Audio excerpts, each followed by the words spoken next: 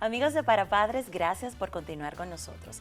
Tal como hablamos al inicio del programa, hoy tenemos una invitada muy especial, porque hemos estado hablando precisamente de la protección de la niñez y un tema que es súper importante es la modificación de la ley 136-03. Por ello, queremos darle la bienvenida a nuestra invitada en el día de hoy, la licenciada Ligia Janet Pérez Peña, quien es presidenta ejecutiva del Consejo Nacional de la Niñez y la Adolescencia. Felices de tenerla aquí. Bienvenida. Gracias, Yamilka. Un placer y un honor para mí realmente estar aquí, que es como mi casa. Es su casa, de hecho, ya la extrañábamos. Gracias. Qué bueno poder compartir con usted la importancia de este tema, porque definitivamente es una parte esencial, no solamente del Estado, sino también de toda la familia dominicana, Claro. proteger nuestra niñez. Y vamos a iniciar explicando qué hace el CONANI. Bien, ante todo, un saludo para toda tu audiencia, para todos esos padres que nos ven siempre y que están atentos a todo lo que tenga que ver con, digamos, el bienestar de sus hijos e hijas, esos padres y madres y cuidadores responsables que están atentos siempre a estos temas. Bueno, el CONANI, que es el Consejo Nacional para la Niñez y la Adolescencia, es un organismo rector, es el organismo rector del Sistema Nacional de Protección de Niños, Niñas y Adolescentes. Tiene diferentes roles. Dentro de esa función de organismo rector también es regulador, también es de protección especial, también de prevención, especialmente este último rol de prevención es muy importante precisamente para abordar todas estas situaciones y amenazas que acechan a nuestra niñez y adolescencia. Desde el CONANI nosotros estamos actualmente en un proceso de revisión y modificación de la ley 136-03, que es el marco jurídico que rige la protección de la niñez y la adolescencia en nuestro país. Por ahí comenzamos porque ahí hay una amplia, digamos, cobertura para los padres, para las instituciones, para el Estado, para la sociedad en general y para los propios niños, niñas y adolescentes. Entonces, desde el CONANI, en nuestros diferentes roles, tratamos de que la protección de la niñez sea más que una palabra o una frase bonita, sino que realmente se traduzca en acciones que vayan a hacer efectivo digamos, esa protección que debe tener nuestra niñez y adolescencia. Por eso, desde el CONANI desarrollamos un sinnúmero de programas, de proyectos. CONANI no es solamente lo que mucha gente en la población tiene en mente, que es un lugar donde se guardan los niños, se le quitan a los padres. CONANI no quita a ninguna familia, no separa a ningún niño de su familia.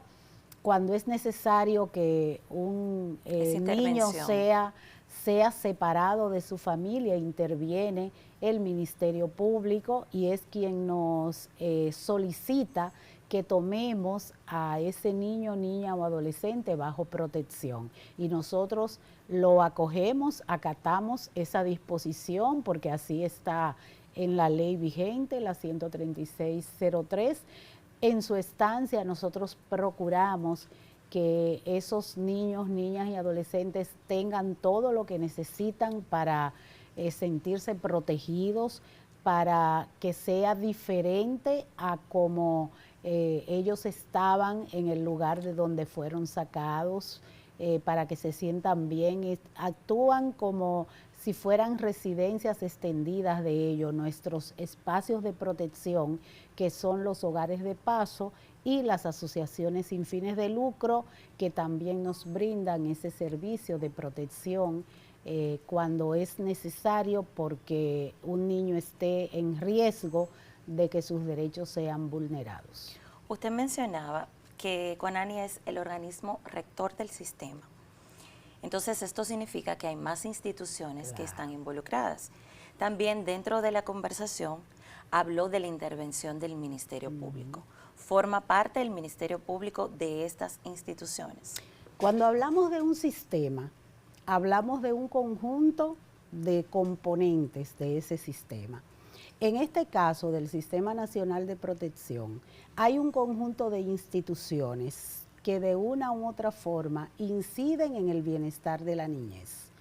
Ese conjunto de instituciones, dentro de las cuales está el Ministerio Público, está el Ministerio de Educación, que tiene un rol preponderante en este sistema, el Ministerio de Salud Pública, el Ministerio de la Mujer, Ministerio de Trabajo, el sistema de el Servicio Nacional de Salud, SNS, y en fin, un sinnúmero de instituciones que conforman ese Sistema Nacional de Protección y en el que cada uno de ellos tiene un rol, tiene unas responsabilidades que cumplir, porque a veces dicen, cada vez que hay un niño que hay una situación o un adolescente que hay una situación, la gente clama, ¿y CONANI?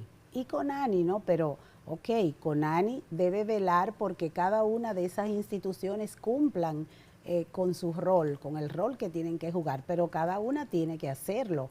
Educación tiene que jugar su rol. Cuando pasa algo con algún estudiante en la escuela, Educación tiene que dar una respuesta, tiene que intervenir. Cuando pasa algo, por ejemplo, un niño en situación de trabajo infantil, el Ministerio de Trabajo tiene que intervenir. Y así cada uno de los actores que forman el Sistema Nacional de Protección, porque yo siempre digo, CONANI no es el Sistema Nacional de Protección, porque un sistema, vuelvo y repito, está formado por varios componentes y cada uno tiene que jugar su rol para que ese sistema pueda funcionar de manera adecuada. Así es. Dentro de las cosas que usted mencionó, hay algo que me llama la atención porque realmente es una percepción que tiene la gente de que CONANI quita a los niños, de que CONANI debe aparecer cuando las personas entienden. Usted nos ha explicado con mucha claridad que es un sistema que está compuesto y cada quien debe ejercer un rol. Sin embargo, sabemos que hay momentos determinados en el que ustedes tienen que intervenir y remover al niño de la situación de vulnerabilidad en la que se encuentra. ¿Cuáles serían estos casos particulares en los que ustedes definitivamente toman acción? Porque tienen la potestad para poder hacerlo. Ahí hay un tema que estamos resolviendo, estamos tratando de que se resuelva ahora con la modificación de la ley. Y es que la ley actual no permite que CONANI intervenga de manera directa en primera instancia ante una situación de vulnerabilidad de un menor. Si nosotros somos los que conocemos primero que un menor de edad está en una situación X, que está en riesgo de alguna manera, nosotros no podemos ir a ese lugar y decir, deme ese niño que me lo llevo. Nosotros lo que hacemos es que involucramos inmediatamente, ponemos en conocimiento al Ministerio Público y la mayoría de las veces de manera coordinada vamos ambos, Ministerio Público, CONANI, pero CONANI va como apoyo al Ministerio Público por si hay la necesidad de que ese menor sea extraído de ese ámbito familiar. Si no es necesario, pues CONANI simplemente le da seguimiento, porque algunas veces no es necesario sacar al menor de su familia, separarlo de su familia, sino que con un trabajo ambulatorio, ahí sí entra CONANI de lleno a hacer el trabajo social con esa familia, darle seguimiento, ver qué es lo que pasa y crear un programa para esa familia para que pueda dar una respuesta efectiva a ese menor de edad que probablemente por algún malentendido se vio que estaba en situación de riesgo, pero que no era necesario separarlo de su ambiente familiar. En el caso de que sí sea necesario, porque el Ministerio Público entienda que hay una situación de vulnerabilidad en esa familia y que el menor o la menor de edad no se pueden quedar ahí, entonces sí nos envía una orden por escrito para que nosotros tomemos a ese menor de edad en protección, y ahí es entonces donde va a nosotros. Igualmente, para nosotros poder darle de alta, como diríamos, a ese menor, no lo podemos hacer por motus propios, sino también por una orden del Ministerio Público o de un juez de niños, niñas y adolescentes que así lo diga, lo determine. ¿Se realiza un proceso de evaluación previamente? Claro, desde que un menor de edad llega a un hogar de paso de CONANI, inmediatamente se comienza haciendo evaluaciones médicas, primero en los hospitales que tenemos, ¿verdad? Como el SNS también es parte del sistema y además es del Estado, es público, tiene que brindarnos ese servicio. Ese menor de edad se le hace una evaluación médica, se le hacen evaluaciones psicológicas varias para determinar su estado tanto de salud física como emocional en el momento de que fue separado de su ámbito familiar. E inmediatamente se hace una especie de plan individual para tratar a ese o a esa menor de edad en nuestros hogares de paso, ver si está en una escuela, en qué escuela está para no interrumpir, tomar las medidas para no interrumpir su educación, tomar las medidas para que tenga su alimentación adecuada. Si requiere de atención médica, también la llevamos a sus citas médicas, se les dan los medicamentos que necesita, se le hacen también recreaciones, actividades recreativas y así por el estilo. Bueno, en estos días, creo que ayer o antes de ayer, estaban unas adolescentes de uno de nuestros hogares de paso, estaban presenciando uno de los juegos de los deportes de los Juegos Centroamericanos y del Caribe, y estaban disfrutando muchísimo, unas muchachas que tienen situaciones verdaderamente lamentables. Sin embargo, ellas reciben también todas esas actividades como parte de su tratamiento para tratar de sanarlas emocionalmente también. Es un trabajo muy bonito, pero realmente es un trabajo muy arduo, sí, que se deja mucho del corazón, sí, ahí. Yo quiero que continuemos esta conversación, doña Ligia, porque me parece que todavía tenemos mucho que aprender y mucho que hablar, sobre todo en cuanto a la modificación de la ley y por qué la importancia de esta modificación. Ahora vamos a una breve pausa. Cuando regresemos, les invitamos a que se queden ahí porque tenemos mucho más del contenido de Para Padres.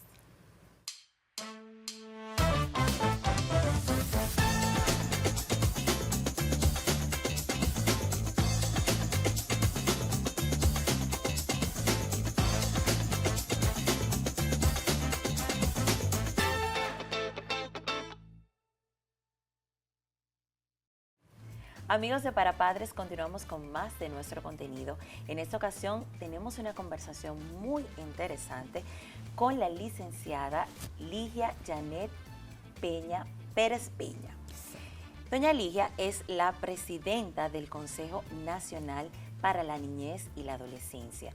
Y aquí en nuestro programa estamos hablando de la importancia de proteger precisamente la niñez y también conocer un poco de esta modificación tan importante a la Ley 136-03. Estuvimos hablando en nuestro segmento anterior sobre los hogares de acogida, sobre las distintas actividades que ustedes realizan en pro de la niñez. Y también hablábamos de por qué es importante la modificación de esta ley. Lo dijimos al inicio, de que se está buscando modificar la ley, realizar una reforma y actualizarla. ¿Por qué es importante esto, doña Ligia? ¿Y cómo vendría esto a afectarles a ustedes como CONANI?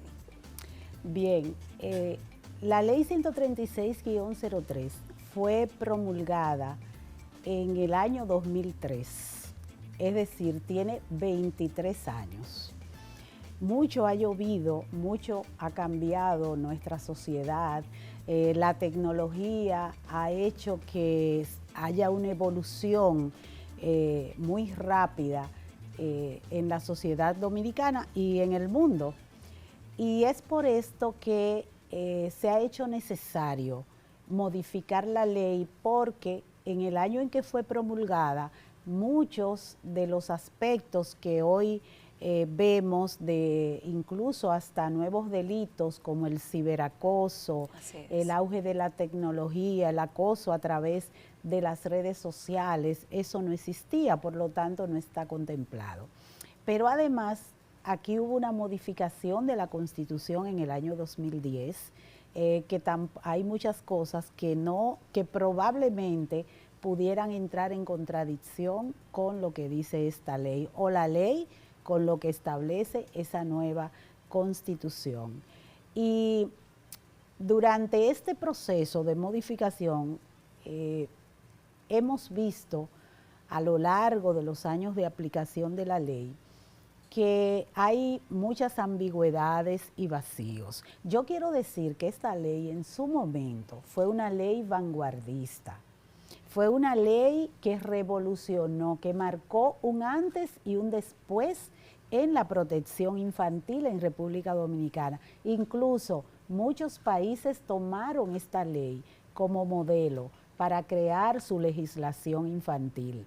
Pero, como dije, ha pasado mucho tiempo y hay vacíos que se deben llenar, ambigüedades que se deben aclarar y aspectos que se deben actualizar y otros que se deben incluir porque no existían en ese momento. Entonces, ¿cuáles son las principales innovaciones que trae esta ley?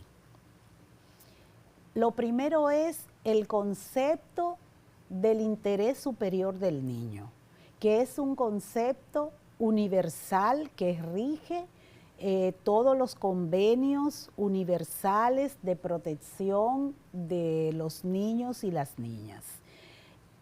La gente oye hablar del interés superior del niño, pero ¿cómo eso se aplica? ¿Cómo un juez puede determinar cuál es el interés superior del niño al momento de emitir una sentencia, por ejemplo, de guarda, de custodia, para poner un ejemplo?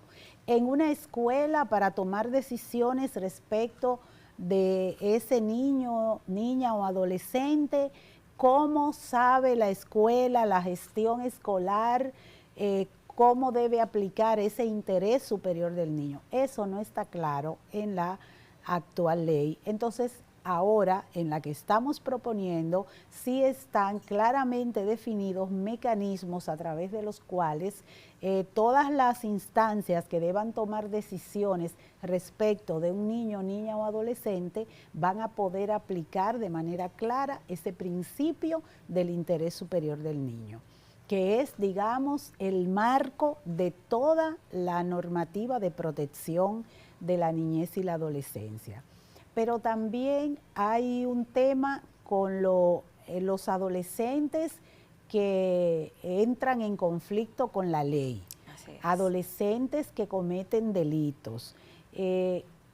La ley actual tiene un enfoque punitivo, si se quiere, más que restaurativo, que es lo que debe ser. Entonces nosotros estamos enmarcando esta ley bajo el enfoque de justicia juvenil restaurativa, que implica que no es solo sancionar y que no basta con sancionar a un menor de edad que comete un hecho delictivo, sino que tenemos que darle la oportunidad a ese menor de edad que pueda insertarse nuevamente en la sociedad, ya restaurado, ya arrepentido, con una conducta modificada, producto de una serie de intervenciones que están definidas en esta ley, que vamos a tener que aplicar para que ese menor de edad tenga la oportunidad de restaurarse. Ese es otro aspecto bastante importante de esta ley. Pero también existe la articulación entre las instituciones. Ahorita hablábamos de que es un sistema, pero ¿cómo se articula? Porque para que un sistema funcione no es que cada institución cumpla su rol y ya, es que tiene que haber una articulación, una coordinación entre las instituciones para que ese sistema pueda funcionar de manera efectiva. Entonces, esa articulación en esta ley no se ve clara en la ley actual, y no se ve clara porque no están claramente definidos los roles de cada una de ellas. Entonces, estamos incorporando en esa articulación los roles que cada una debe cumplir, pero además los mecanismos para hacer efectivo ese rol o esos roles de cada una de esas instituciones. Entonces, además está también la corresponsabilidad de la familia, el Estado y la sociedad. O sea, criar a un niño es responsabilidad compartida. Formar a un niño o una niña es una responsabilidad compartida. Primero la familia, el Estado luego y la sociedad son las tres instancias que deben involucrarse en la formación integral de ese niño o niña en nuestro país. Ese y otros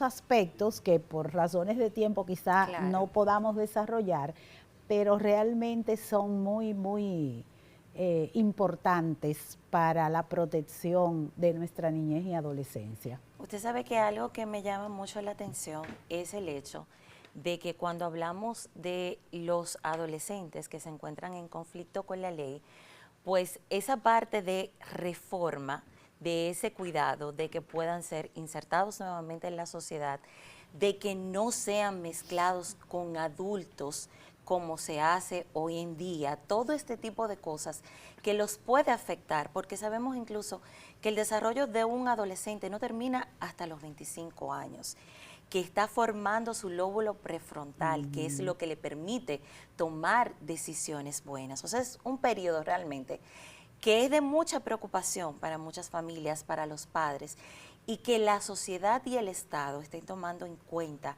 este tipo de cambios por el que atraviesan los niños para poder formarlos, que se inserten en la sociedad, porque no sabemos realmente cuál es el fondo de ese adolescente, de dónde viene, cuál es la crianza, qué pasó en esa familia, por qué estamos castigando, pero no sabemos el origen. Sí, eso precisamente es uno de los aspectos que nos mueve a nosotros poder, digamos, abordar esta situación de la justicia juvenil restaurativa, porque es como condenar a una persona, por más fuerte que sea el delito que haya cometido, el hecho de no darle la oportunidad de poder restaurarse, no es que no se le impongan las sanciones que amerita de acuerdo a lo que dice la ley, pero que no sea solamente tirarlos ahí en un almacén para que ellos cumplan una pena de la que a lo mejor no son los responsables directos. Son los responsables directos, pero subyace tras esa responsabilidad quizás la falla que tuvo ese niño, ese adolescente durante su niñez, que le falló primero innegablemente la familia, porque Así un niño, es. todo niño o niña nace de un ser humano, nace en el seno de una familia, aunque sea una familia de una sola persona. Y esa familia debe ser la responsable primera de la protección de ese niño. El primer círculo de protección de los niños, niñas y adolescentes es la familia. Cuando la familia falla, entonces es que interviene el Estado, y ojalá no sea necesario que el Estado tenga que intervenir tanto en las familias para que puedan cumplir su rol de protección de sus hijos e De hijas, cuidado, claro, claro que que sí. que es a quienes les toca en primera instancia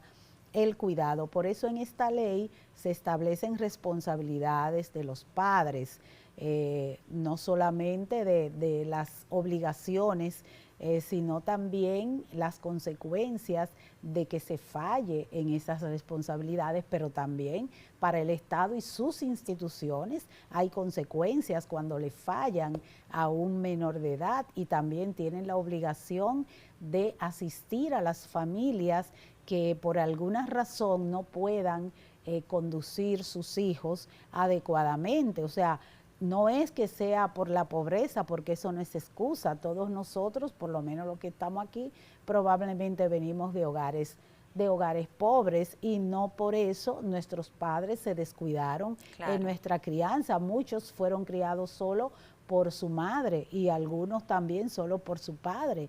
Y sin embargo, son hombres y mujeres de bien, porque eso no es una excusa para digamos, uno querer quitarse la responsabilidad que uno tiene con sus hijos e hijas, y de todo esto trae esta modificación de la ley. Doña Lija, con usted siempre nos falta tiempo. Definitivamente esta conversación amerita una próxima entrevista, Sí. pero no queremos despedirla sin que antes, como usted bien ha hablado, esa familia, ese núcleo familiar tan importante para la sociedad, ¿qué consejo usted puede darles a esas familias que nos están viendo en este momento? Sí, yo quiero darles un consejo a las familias que nos ven y a la población en sentido general. Porque lamentablemente la experiencia que tenemos es que la mayoría de las vulneraciones de derechos de nuestros niños, niñas y adolescentes ocurren en el seno familiar. Así es. A veces no directamente por los padres, sino por algún familiar cercano, pudiera ser. Entonces, los padres tenemos que estar ojo abierto con nuestros hijos. No podemos confiarnos de nadie, no podemos dejar las cosas y hacernos de la vista gorda. Tenemos que estar pendientes siempre de todo lo que hacen nuestros hijos, y entendemos que los padres tienen que trabajar, que a veces dejan los niños solos. Todo eso nosotros lo entendemos, porque en algún momento yo también tuve que dejar mis hijos para irme a trabajar. Todos hemos pasado por eso, pero eso no justifica el descuido que muchas veces los padres tenemos con la vigilancia, la sana vigilancia y la protección para guiarlos por el mejor camino. Y yo quiero hacerle ese llamado, pero además a la población: cuando vean algún niño, niña o adolescente que está en una situación de riesgo, por favor, inmediatamente notifíquenlo a las autoridades. Hay un número que hemos simplificado de la línea vida, que es *211. *211, grábense ese número, que es para llamar y recibir asistencia ante y denunciar cualquier caso en cualquier situación, y pueden hacerlo incluso de manera anónima. No tienen que dar sus nombres si no quieren. De manera anónima pueden hacer esa denuncia. Eso cae a Procuraduría, a un departamento para eso, y ellos notifican a quien corresponda. Si es a CONANI, pues llaman a CONANI para que junto con el Ministerio Público acudamos al rescate de ese menor de edad. Y una última cosa con respecto de la ley es que nosotros tenemos ya, porque no hablé de todo el proceso amplio que tenemos desde hace casi un año, el 18 de agosto, que es este mismo mes, vamos a cumplir un año de haber iniciado ese proceso, y ha sido un proceso del cual hicimos primero un diagnóstico con la participación de más de 70 organizaciones de la sociedad civil, de las iglesias, del gobierno, de las universidades, que participamos en mesas de trabajo, haciendo un diagnóstico, luego elaborando un borrador. Tenemos la asesoría de 10 consultores que son expertos en cada uno de los temas que recoge este código, porque es un código de protección de niños, niñas y adolescentes. Y ese primer borrador está colgado en la página de CONANI. Y entonces ahí lo pueden bajar y van a encontrar un formulario donde pueden hacer sus observaciones a este proyecto, a esta propuesta de ley. Así que los invito a que entren a la página de CONANI, que además de enterarse de todo lo que hacemos y todas nuestras líneas de acción, van a poder encontrar ese borrador y leerlo, llenar su formulario con la observación o las observaciones que tengan, sus aportes, porque esta es una reforma de todos y de todas. La protección de la niñez es una tarea, es una responsabilidad de toda la sociedad. Bueno, un placer para nosotros que usted nos haya acompañado, doña Ligia. Estuvimos conversando con la licenciada Ligia Janet Pérez Peña, quien es la presidenta ejecutiva del CONANI, hablando de la importancia de la protección de la niñez y de la modificación de la ley 136-03. A ustedes les invitamos a que se queden ahí porque continuamos con más de nuestro contenido tras una breve pausa.